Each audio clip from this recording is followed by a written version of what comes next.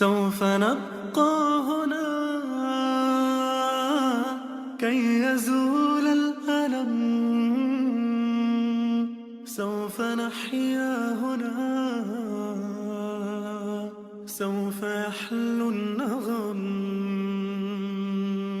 موطني موطني موطني موطني موطني ذا الهباء.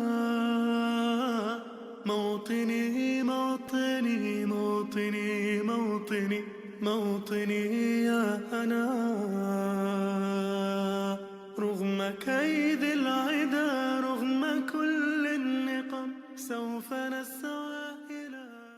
بسم الله الرحمن الرحيم. الحمد لله رب العالمين، وأصلي وأسلم على من بعثه الله هاديا ومبشرا ونذيرا وداعيا إلى الله بإذنه وسراجا منيرا، صلى الله عليه وعلى آله وأصحابه ومن اهتدى بهديه واقتفى أثره واتبع سنته إلى يوم الدين. أما بعد، waxaan rabaa halkan inaan uga tacsiyeeyo dhallinyaradii wiilasha iyo gabdhahaba lahaa ee ku qarqamay ama ku maashooday badda u dhexaysa Masar iyo Talyaaniga.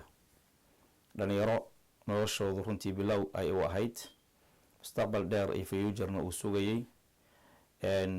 nasiib xumo ay tahay maanta inay kasoo cararaan dhulkoodii, una soo cararaan dhul aysan cidna ka garanaynin, dhaqan ahaan iyo diin ahaan iyo ahal ahaanba. waxaa aada iyo aada loo hadalhayaa runtii geeridaas xanuunka badan iyo musiibadaas ku dhacday ummadda Soomaaliyeed. waxaan marka hore rabaa inaan la qeybsado ahalkooda xanuunka ay ku keentay musiibadaas ku dhacday dhallaankooda iyo ubadkooda. ayagana waxaan ilaahay subxaana wa tacaala uga baryayaa in uu u naxariisto, dembigoodana uu dhaafo.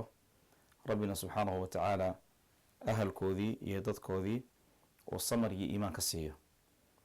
waxaan dhanka kale oran lahaa, arrintani waa inay darsi iyo cibro ay u noqoto dhallaanka kale ama ubadka kale ee iyagu hamiga ku haya ama maskaxda ku haya in ay wadadaas ay maraan, ama ha ahaato midaas badda ah, ama ha ahaatay waxa kasii horeeya ee saxaraha iyo dhibta badan qadajeexa ah ay marayaan.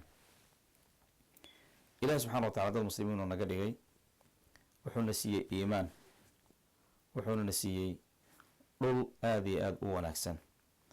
musiibo weyn inkastoo dhulkii ka jirto oo ay jiraan waxyaalo ku xambaaraya dhallaankeeni iyo ubadkeeni in ay nafsadoodii gacantooda kusoo qaadaan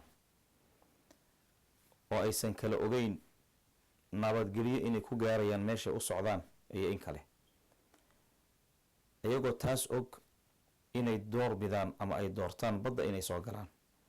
waxay ku tusinaysaa waxa ay kasoo cararayaan in uusan ahayn wax fudud ama wax sahlan. waddankeeni burbur ayaa ku dhacay, dagaalo sokeeye ayaa bilowday. 26 sano ayaa waxaynu nahay dowlad la-aan ama nidaam la-aan.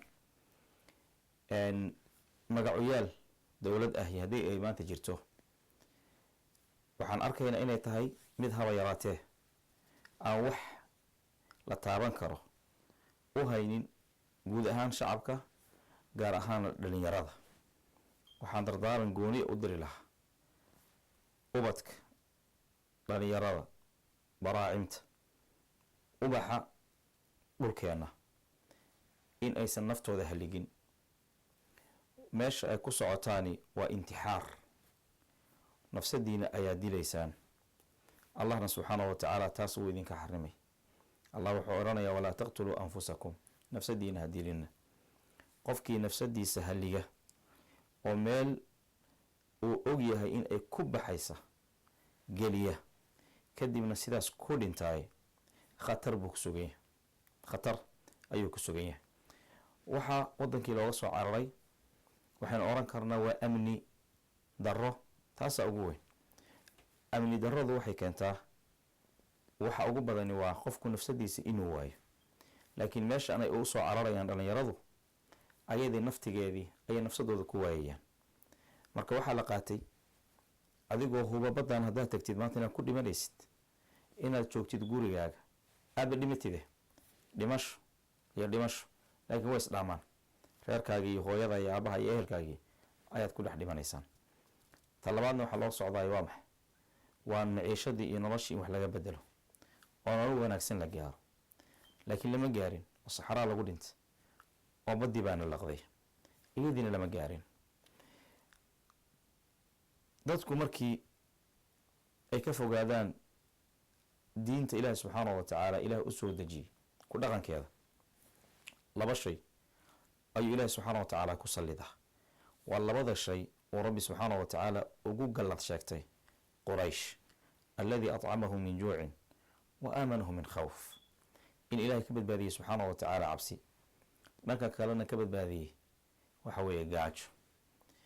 allah subxaana wa tacaala wuxuu oranaya wadaraba allahu mathala qaryatan kanat aaminatan mطma'inatan ya'tiiha risquha ragadan min kuli makan fakafarat biancumi illah faadaaqaha allahu libaasa aljuuci waalkhawf.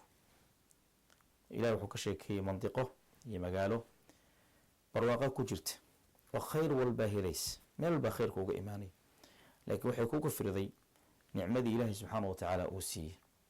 markaasaa ilaahi subxaana wa tacaala wuxuu dhadhasiiyey libaas alkhawfi waljuuc. aljuuc walkhawf baa ilaahi subxana wa tacala dhar uga dhigay mujtamaceena maanta. marka labadaas waxaad u malaysaa inay la dhalatay cabsi aan marnaba naga tegaynin, gaajo aan baxaynin. waxaa ilaahi subxaana wa tacaala ka baryaynaa waddankeena inuu hagaajiyo, musiibadaas ilmaheena soo saaraysana rabbi subxaana wa tacaala uu naga saaro oo maaragtay naga koriyo. waxaan ilaahi subxaana wa tacaala ka baryaynaa in ilmaheena uu iimaan ku siiyo waddankooda, kana badbaadiyo mahlakadaas iyo meeshaas khatartaa ay ku socdaan. asalaamu calaykum waraxmat ullahi wabarakaatu.